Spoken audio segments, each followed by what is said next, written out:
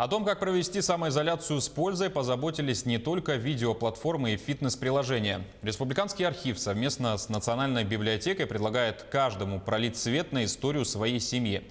О том, как это работает, материал нашего корреспондента Саргланы Неустроевой.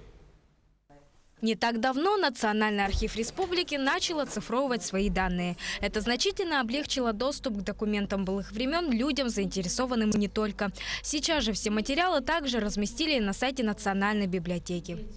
Если рассказать о сегментах и тематических подборках электронной библиотеки Национальной библиотеки, то наиболее популярной тематической подборкой в эти дни является подборка «Семьи Якутии. Память рода». И все эти данные сейчас находятся в свободном доступе в нашей электронной библиотеке. И читатели, если, допустим, захотят узнать что-то многое о своих предках, могут свободно зайти и пользоваться этими данными. Для удобства каждого из пользователей материалы на сайте расположили по названиям улусов и наследников. В подборку вошли документы всех районов республики. Данный проект очень значимый для чего? Для того, чтобы посмотреть состояние наследников в 20-е годы, в тот период, когда только-только наследника начинает становиться.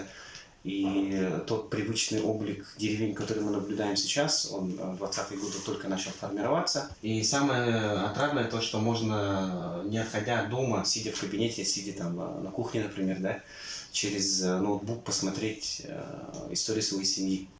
В подлинности найденной информации можно не сомневаться. По ним возможно узнать поименный состав семьи, количество десятин и даже скота.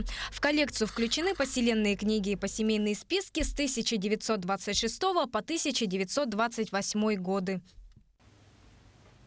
Как и у многих семей Якутии, у нас были вопросы относительно состава семьи наших предков, о полных именах некоторых его членов и о годах рождения. И благодаря этим поселенным книгам, к счастью, удалось восстановить часть этой информации. И точные данные о том, как их полностью звали, в каком году они родились, помогли мне углубиться в историю семьи вплоть до середины XIX века.